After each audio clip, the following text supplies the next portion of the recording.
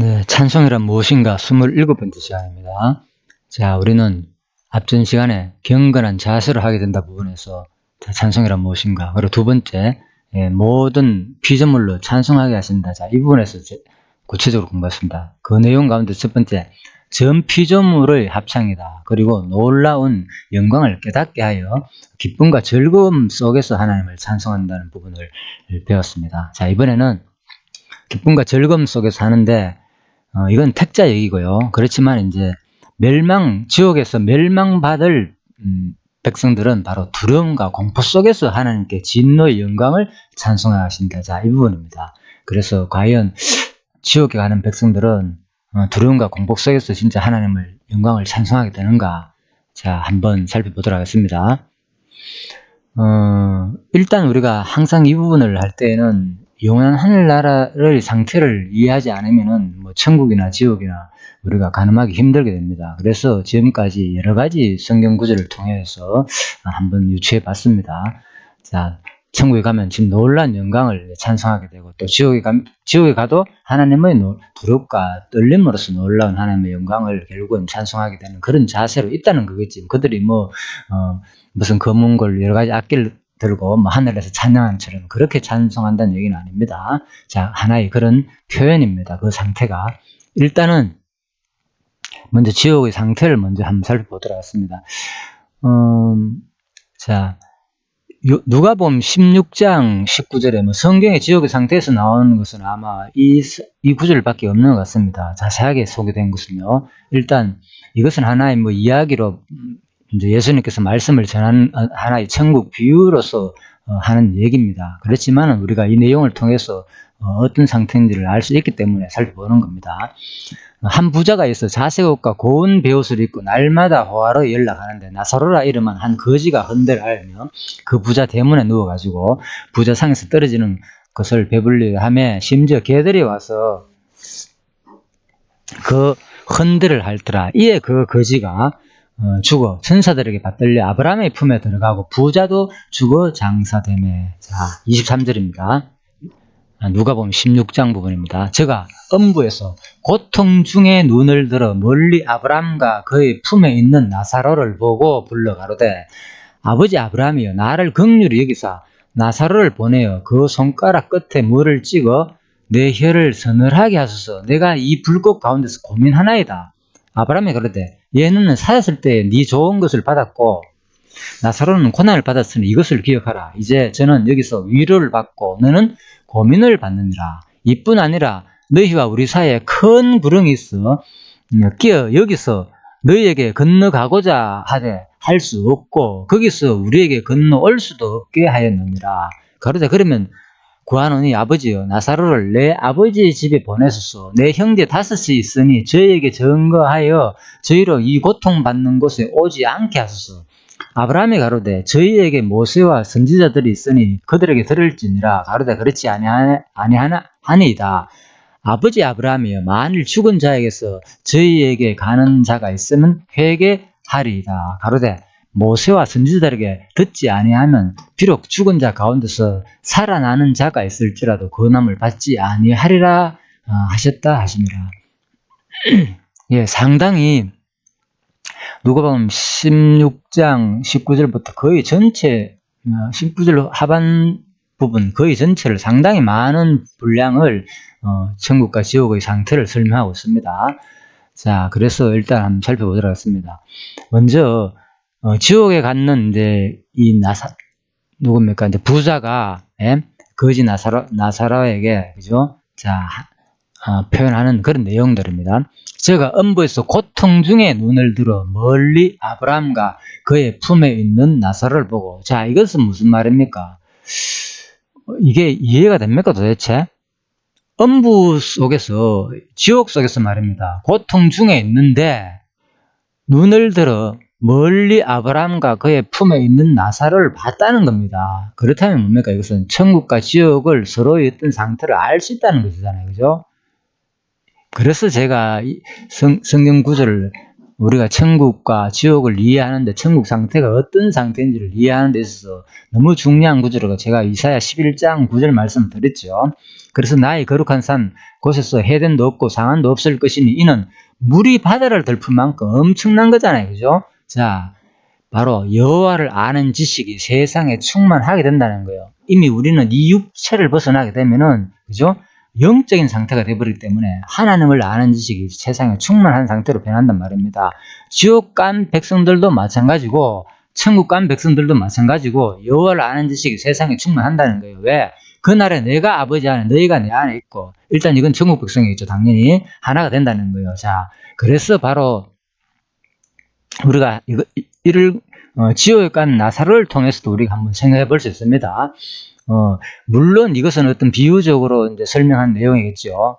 구체적으로 이런 삶을 말하는 것은 아니겠지만, 그렇지만 우리가 성경에 분명히 예수님이 이렇게 표현했기 때문에 분명히 이러한 지옥에 가면 이런 고통이 될 것이고, 지옥에 가면 너희들은 뭐 하는 거 후회할 것이다. 나사로처럼.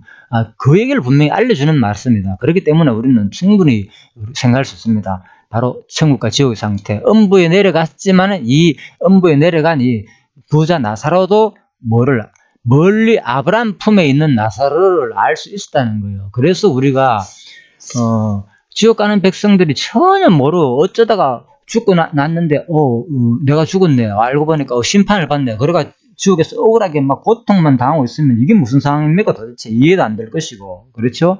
그래서 우리가 영적인 상태로 바뀌게 되면은 바로 모든 것을 초월한 상태, 지금의 우리가 육신으로서 이 세상 만물을 이해할 수도 없고 도저히 너무나도 신기한 일들만 가득 찼는데 과학적 현상도 그렇고 우주 만물도 그렇고 어떻게 우리 시야가 얼마나 좁습니까? 그런데 바로 우리가 영원한 상태에 들어가게 되면은 모든 것을 초월하기 때문에 영적인 상태가 되어버렸기 때문에 우리가 시공간을 초월하기 때문에 비록 음부에 있는 이 나사로조차도 바로 하늘나라의 상태를 알 수가 있다는 거예요. 그래서 바로 아브라함과 그의 품에 있는 나사로를 보고 아버지 아브라함이여 나를 긍휼히 여기사 이렇게 표현했다는 겁니다. 자, 이것이 뭐를 말합니까? 결국은 그런 천국과 지옥의 상태를 우리가 간접적으로 또 알 수 있을 뿐만 아니라 또 뭐라고요?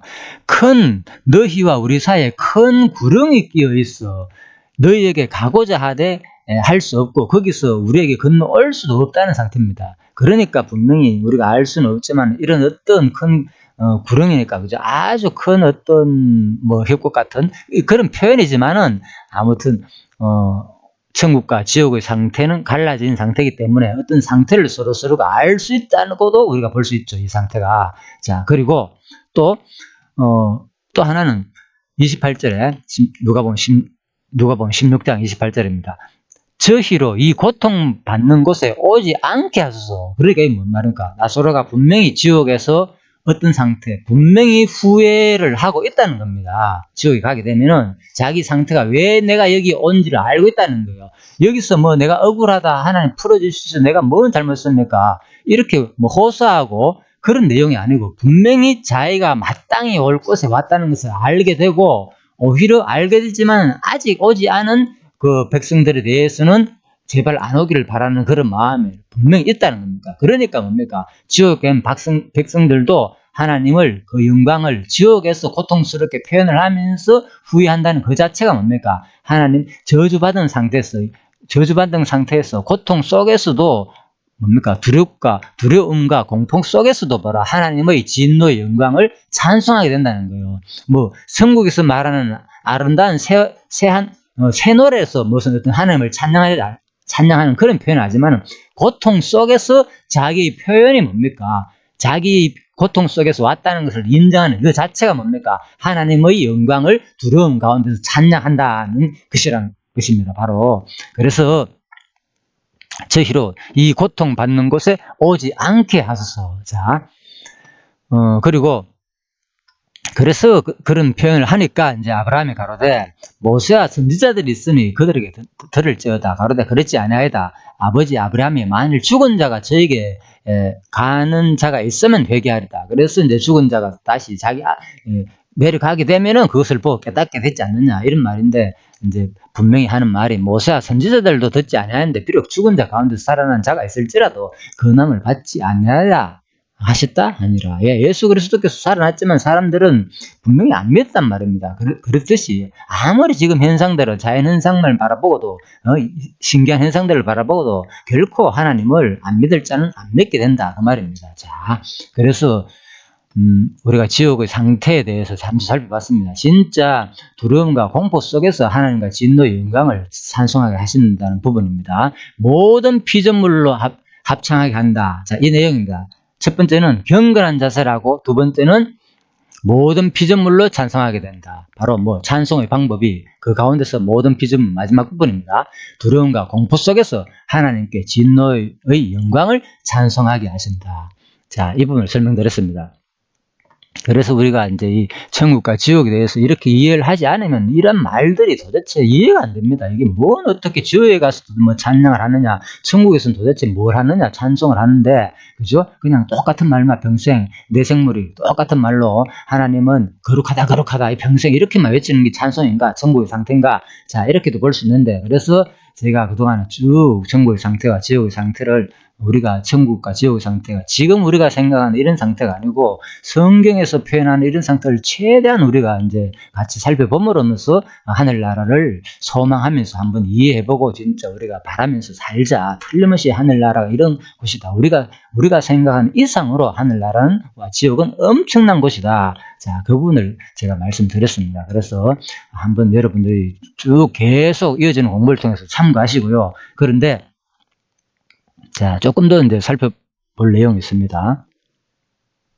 누가복음 16장만 보면 그래도 또 부족하겠죠. 그래서 자, 베드로 전서 3장 18절을 보겠습니다. 자, 그리스도께서 한번 죄를 위하여 죽으사 의인으로서 불의한 자를 대신하셨으니 이는 우리를 하나님 앞으로 인도하려 하심이라. 육체로는 죽임을 당하시고 영으로는 살리심을 받으셨으니 저가 또한 영으로 옥에 있는 영들에게 전파하시니라. 그들은 전에 노아의 날 방주 예비할 동안 하나님이 오래 참고 기다리실 때에 순종치 아니하던 자들이라. 방주에서 물로 말미암아 구원을 얻은 자가 몇 명뿐이니 겨우 8명이니라. 자, 이 부분입니다.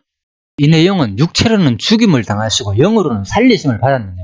그리스도의 죽음과 부활 사건이죠. 이 당시에 무슨 일이 있었느냐? 바로 예수님께서는 바로 옥에 있는 죽으실 때, 그죠? 옥에 있는 영들에게 전파했다는 거예요. 언제? 왜 갔느냐? 그럼 옥에까지.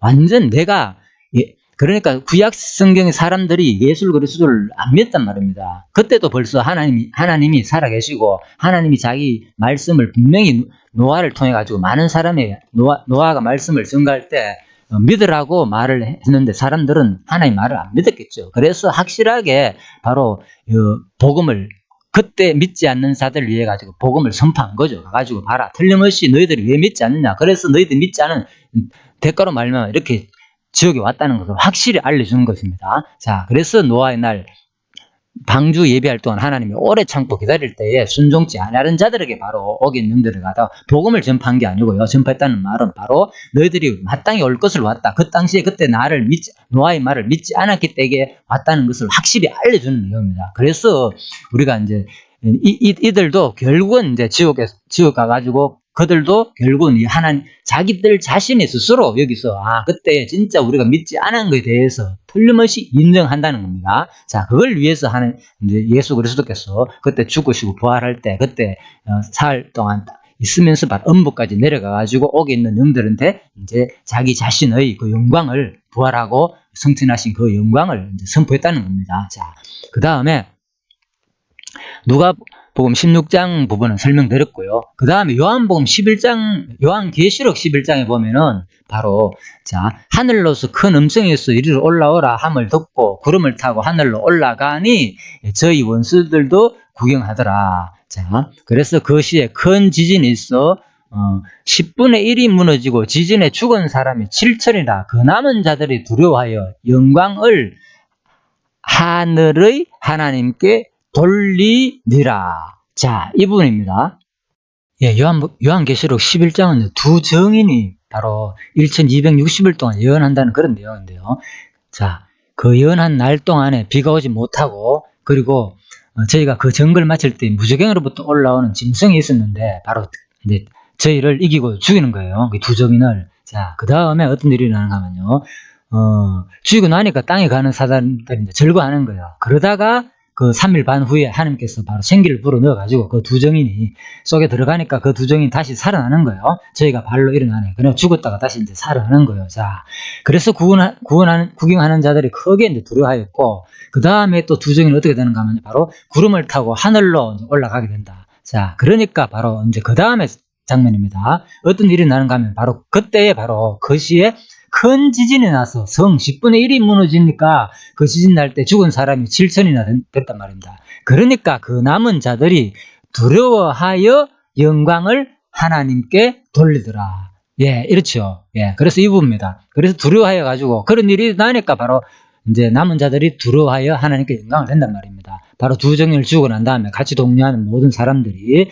자, 그래서 이 장면은 바로 이제 둘째 하가 지나간 둘째 하까지 내용입니다. 셋째 하가 이제 일곱째 선서가 나팔을 불면 여기서 이제 셋째 하가 시작되니까요. 자, 그 다음에 요한계시록 14장 부분에 가면요. 이제 14장 부분은 14만 4천 명에 대한 내용이 나옵니다. 근데 14만 4천 명에 대해서는 강론집에서는 뭐 여러 가지 뭐 해석했지만 일단 이방에 대한 숫자라고 보고 있죠.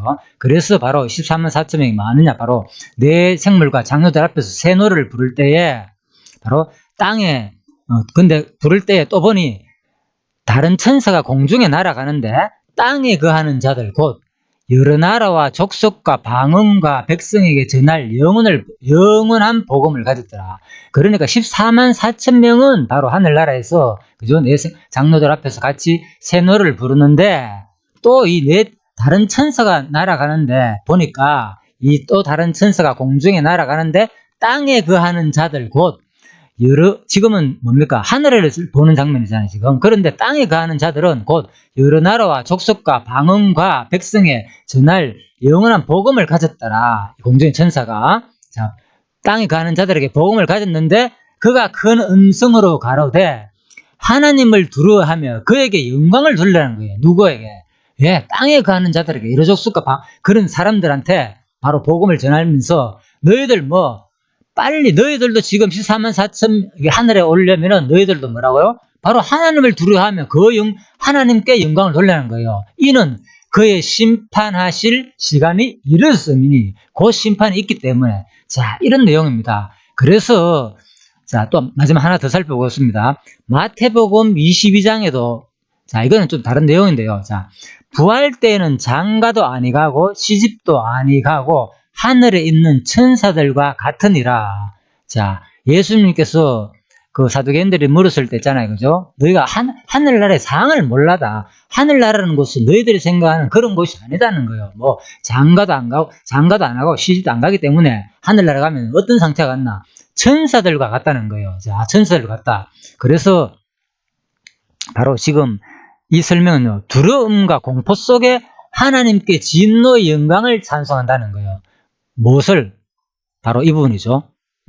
전 피조물이 자 모든 피조물로 합창하게 하신다는 거예요. 자, 첫 번째 찬송의 방법 가운데서 경건한 자세로 하게 되고요. 경건한 자세로. 그 다음에 두 번째는 모든 피조물로 합창케 하는데 이제 쭉 살펴봤죠. 전 피조물이 합창하고 그 다음에 놀라운 영광을 깨닫게 해가지고 합창하고 다음에 기쁨과 즐거움 속에서 어떤 상태냐 기쁨과 즐거움 상태 속에서 합창을 하고 그 다음에 마지막 부분입니다. 그래서